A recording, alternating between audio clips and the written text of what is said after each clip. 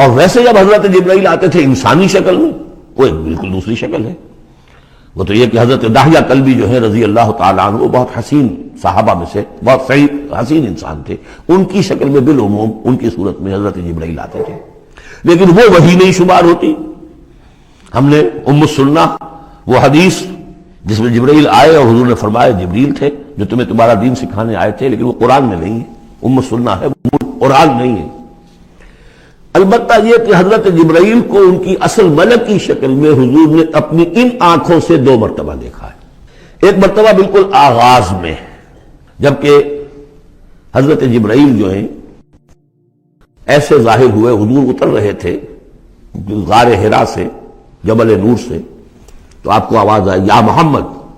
یہ پہلی وحی کے بعد جو فترت ہوئی ہے، کچھ عرصے کے لیے وحی رکی رہی، اس وقت واقعہ پیش آیا. آپ نے سامنے دیکھا، پیچھے دیکھا، کوئی نہیں، نظر کوئی نہیں آیا. پھر تھوڑی دیر آپ چلے گئے، شاید مجھے کوئی دھوکہ لگا ہے، ایسی میں نے سنا ہے، کوئی آواز نہیں تھی. پھر آیا یا محمد، پھر دیکھا 2-3 مرتبہ کوئی نظر نہیں آیا، کچھ خوف سا محسوس ہوا. تیسری مرتبہ یا محمد، تو اچانک حضور کی نگاہ اوپر اٹھی تو حضرت جبرائیل فرشتے کی جو اصل شکل ہے اس میں وہ تھے افق پر، اور پورا افق بھرا ہوا تھا. تو اصل ملک کی صورت میں حضرت جبرائیل کو حضور نے اس وقت دیکھا، اور ایک دیکھا ہے پھر عند سدرۃ المنتہا، شب معراج میں، جب ساتھ آئے ہیں لے جانے کے لیے انسانی شکل میں تھے. وہ سواری بھی ایسی تھی جس کو کہ براق کہا جاتا ہے، وہ بھی محسوس ہے تھی، لیکن یہ کہ جہاں انہوں نے کہا 7ویں آسمان پہ جا کر کہ بس اب آگے میری گنجائش، اب آگے آپ کو اکیلے جانا ہے، اس سے آگے اگر میں گزرا میرے پر جل جائیں گے. بے سوز تجلا بے سوز پرم، اگر یکسر منہ برتر پرم، اگر میں نے اب اس سے آگے ایک بال برابر بھی میں آگے بڑھا تو میرے پر جل جائیں گے، اب آگے آپ کا کام. اس وقت بھی وہ ان کی اصل شکل میں ظاہر ہوئی حضرت جبرائیل علیہ السلام. یہ بات اس لیے ضروری ہے کہ جیسے محدثین جو ہیں وہ اس کی تحقیق کرتے ہیں کہ حضور سے کس نے سنا، اس سے جو روایت کر رہا ہے کہ میں نے اس صحابی سے سنا جو تابعی ہے، آیا ان کی ملاقات بھی ثابت ہے کہ نہیں.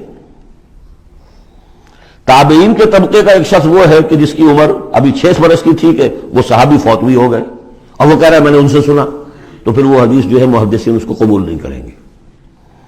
تو دیکھتے ہیں کہ لنک جو ہے مضبوط ہونا چاہیے. روایت ہے نا ان فلاں ان فلاں ان فلاں، حضور سے فلاں صحابی نے سنا، اس نے سنا، اس تابعی نے سنا. یہ لنک جو ہے یہ ملاقات ثابت ہونی چاہیے. تو چونکہ جو حدیث اللہ ہے، یہ قرآن کیا ہے؟ حدیث اللہ، یہ حدیث ہے. احسن الحدیث اللہ الذی انزل احسن الحدیث کتابا متشابہا مثانیہ، یہ ہم پڑھ چکے ہیں سورہ زمر میں. اس حدیث کا یہ حدیث اللہ سے کس نے سنا؟ جبرائیل نے. جبرائیل سے کس نے سنا؟ محمد نے. تو ان کی ملاقات ثابت ہے. اصل ملکی شکل میں حضرت جبرائیل کا دیکھا جانا اس اعتبار سے بہت اہم ہے، اس لنک کو اسٹیبلش کرنے کے لیے اس کو یہاں پہ بیان کیا جا رہا ہے. ما ضل صاحبکم وما غوا، تمہارے یہ ساتھی ہے لوگوں، یہ محمد نہ بہکے ہیں اور نہ بے راہ ہوئے ہیں، نہ بھٹکے ہیں. وما ينطق عن الهوى، اور یہ جو کچھ کہہ رہے ہیں اپنے جی سے نہیں کہہ رہے، خواہش نفس سے نہیں کہہ رہے. ان هو الا وحی یوحی، نہیں ہے یہ مگر وحی جو ان کی طرف کی جا رہی ہے.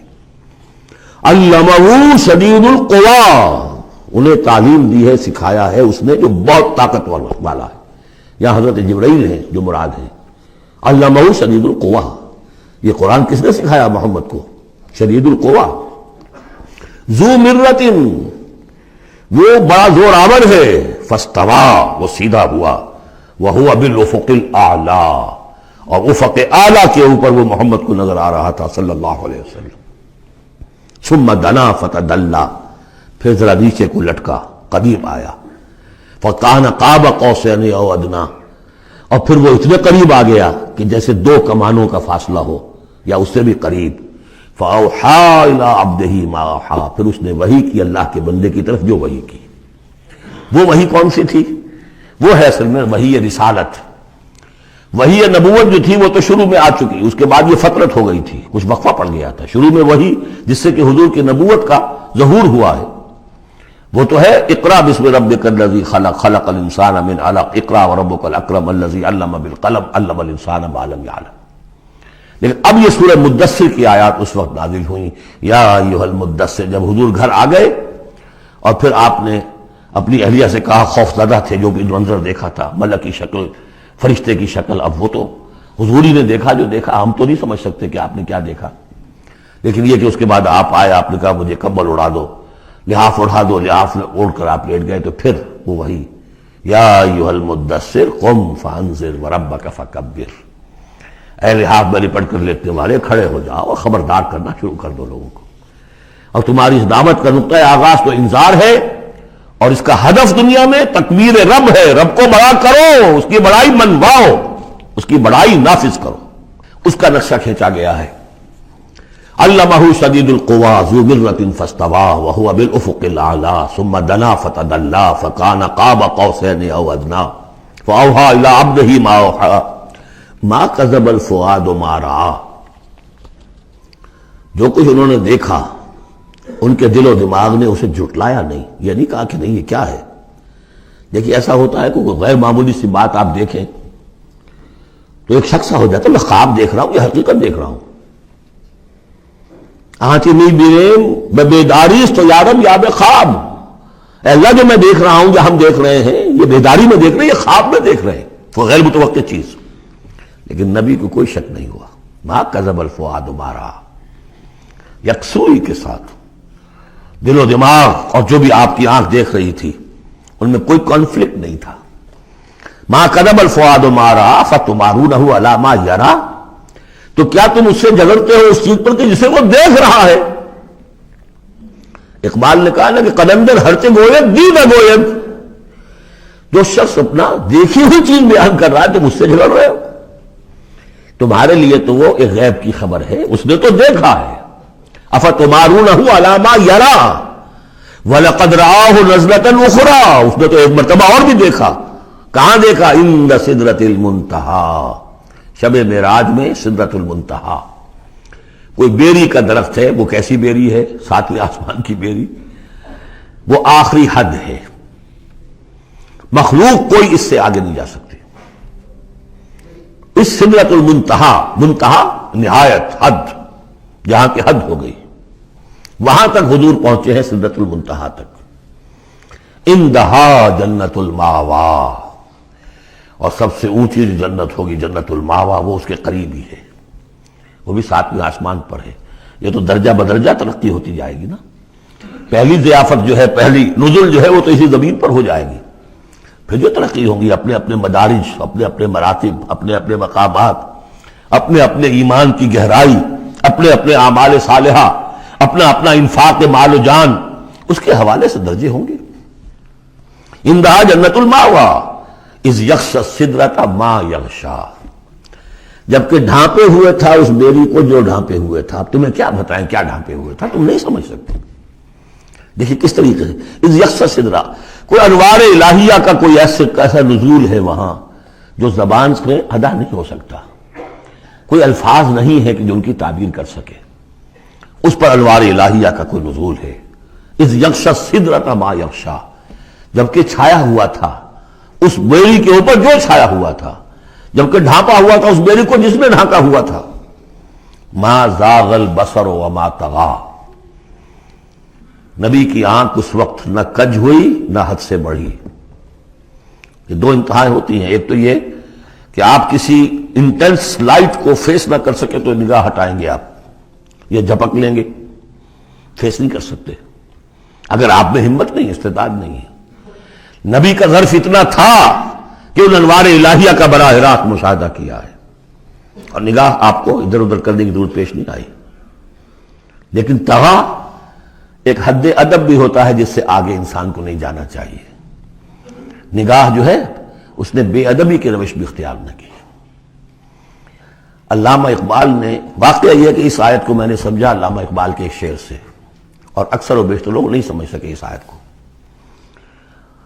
ذوق و شوق کے نام سے جو ان کی نظم ہے بال جبریل میں، وہ میرے نزدیک ان کے شاعرانہ جو ان کی استعداد ہے اس میں بلند ترین نظم ہے. وہ جہاں تک پیغام ان کا جو ہے امت مسلمہ کے لیے، اس کے لیے ابلیس کی مجلس شورا، وہ کلائمیکس ہے، اور وہ ہے بھی ان کے آخری زمانے کی نظم ہے، سن 36 میں انہوں نے کہی ہے۔ اس کے بعد تو بیماری اتنے رہے ہیں، بہت کم اشعار کہے، لیکن اس میں ذوق و شوق میں ایک شعر ہے: عین وصال میں مجھے حوصلہ نظر نہ تھا، عین وصال میں مجھے حوصلہ نظر نہ تھا، گرچہ بہانہ جو رہی میری نگاہ بے ادب، میری نگاہ بے ادب بہانہ تلاش کرتی رہی کہ میں مشاہدہ براہ راست کروں، حالانکہ عین وصال ہے اس وقت، لیکن یہ کہ میرے اندر حوصلہ نہ تھا کہ میں حسن کا براہ راست مشاہدہ کر سکوں۔ عین وصال میں مجھے حوصلہ نظر نہ تھا، گرچہ بہانہ جو رہی میری نگاہ بے ادب۔ یہاں ان دونوں چیزوں کے برعکس بات ہے جو اقبال اپنے بارے میں کہہ رہا ہے۔ میں تو بے ادب بھی ہوں، اور میں تو چاہتا تھا کسی طریقے سے حد ادب سے تجاوز کر کے دیکھوں، لیکن میرے اندر تو حوصلہ نہیں تھا۔ محمد میں وہ حوصلہ تھا، دیکھا ہے، براہ راست دیکھا ہے، نگاہ جما کر دیکھا ہے، لیکن ایک حد سے تجاوز نہیں کیا، حد ادب کے اندر رہے۔ ما زاغ البصر وما طغى لقد رأى من آیات ربہ الکبریٰ، دیکھا انہوں نے اپنے رب کی عظیم ترین آیات کو۔ اب وہاں جا کر جو مشاہدہ ہوا ہے وہ تو اللہ کی عظیم ترین آیات کا ہے، اور اسی سے در حقیقت دلیل ہے ام المومنین حضرت عائشہ صدیقہ رضی اللہ تعالی عنہ اور حضرت عمر رضی اللہ تعالی عنہ کا جو قول ہے۔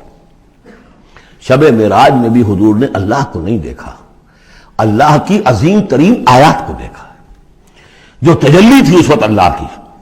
حضرت عائشہ صدیقہ کا کہنا تو یہ کہ نور لا یرا، وہ نور ہے، دیکھے کیسے جا سکتا ہے۔ بہرحال وہاں بھی قرآن جو کہہ رہا ہے وہ یہ نہیں کہہ رہا ہے کہ اللہ کو دیکھا، نہیں، جیسے کہ وہ جو شب معراج میں پہلا سفر کا حصہ تھا زمینی، مسجد حرام سے مسجد اقصی تک، سبحان الذی اسریٰ بعبدہ لیلا من المسجد الحرام الى المسجد الاقصی الذی بارکنا حولہ لنریہ من آیاتنا، وہاں پر بھی اللہ نے اپنی آیات کا مشاہدہ کرایا، لیکن وہ زمینی آیات ہیں اللہ کی، وہ برکات جو ہیں زمینی ہیں۔ یہ تجلی جو ہو رہی ہے یہ ہو رہی ہے سدرۃ المنتہا پر، آخری حد ہے، مخلوق کی آخری حد ہے، اس سے آگے کہیے حرم ہے، حریم ذات ہے اللہ کی، جس میں کسی غیر کا کوئی دخل ممکن نہیں۔ اس حد پر جا کر جو وہاں تجلیات باری تعالیٰ تھے ان کا مشاہدہ کیا ہے۔ لقد رأى من آیات ربہ الکبریٰ۔